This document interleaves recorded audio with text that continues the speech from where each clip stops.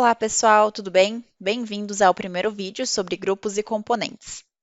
Eu vou começar com o básico sobre esses dois, como criar grupos e componentes, e depois mostrar o que diferencia os dois para vocês. Bom, a gente tem aqui duas geometrias bem simples e as duas estão desagrupadas. Ou seja, a gente consegue selecionar as superfícies e as arestas individualmente e editar esses objetos livremente. Eu vou unir esses dois objetos. E vejam o que acontece ao tentar separá-los. Porque como os dois estavam desassociados, as arestas se uniram e eles ficaram conectados.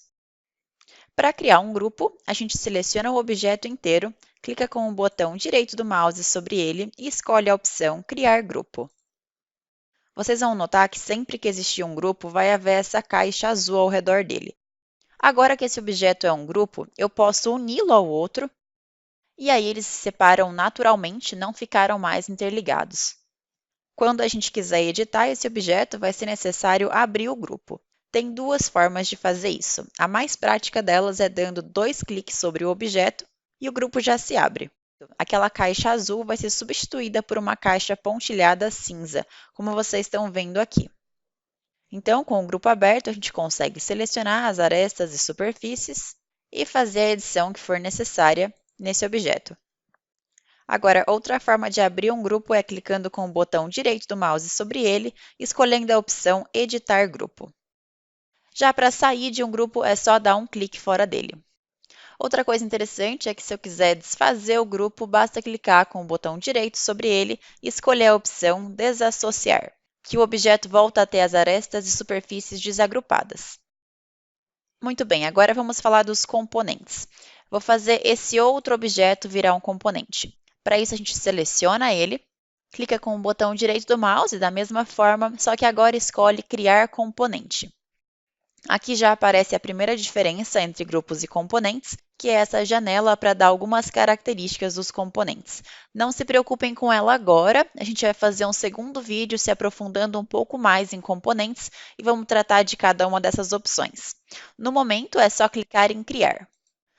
Então, temos um grupo e um componente. Agora vem realmente a parte que difere esses dois. Para isso, eu vou fazer cópias desses dois objetos.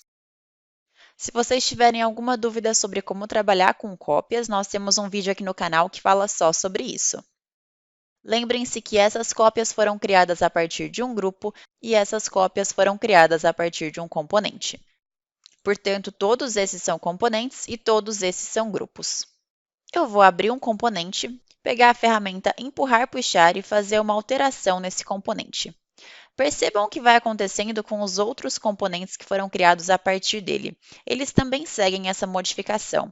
E essa é a grande característica dos componentes. Todos eles passam pela mesma mudança ao alterar um dos objetos, eles ficam todos conectados. E eu posso editar qualquer um deles, não precisa ser o original.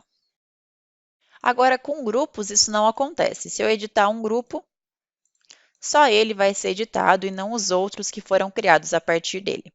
Porque cada grupo é único, eles não ficam conectados. Agora, vamos ver outros exemplos nos quais isso pode ser muito interessante. Vejam aqui essa cadeira. Apesar dela ser um objeto único, durante a modelagem, cada parte foi feita individualmente. Assim, eu posso editar cada um dos itens separadamente sem que ele afete os outros itens. Vejam, por exemplo, esse braço da cadeira. Eu vou abrir esse grupo. Então, posso fazer uma edição aqui no braço da cadeira. Vejam como o braço é independente de qualquer outro item da cadeira, justamente porque todos os itens estão separados em grupos.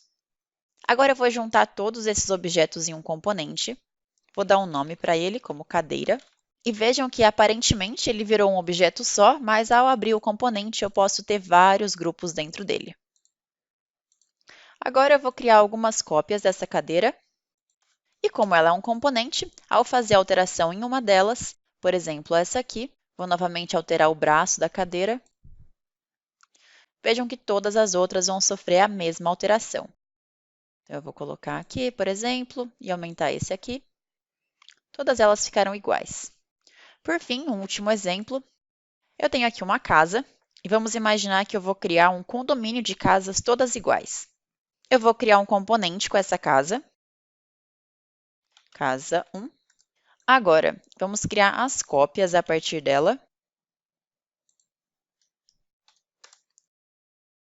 Vamos supor que eu queira, por exemplo, alterar a textura dessas paredes. Então, eu vou abrir um desses componentes, vir aqui na aba de materiais e trocar para tijolinho antigo, por exemplo.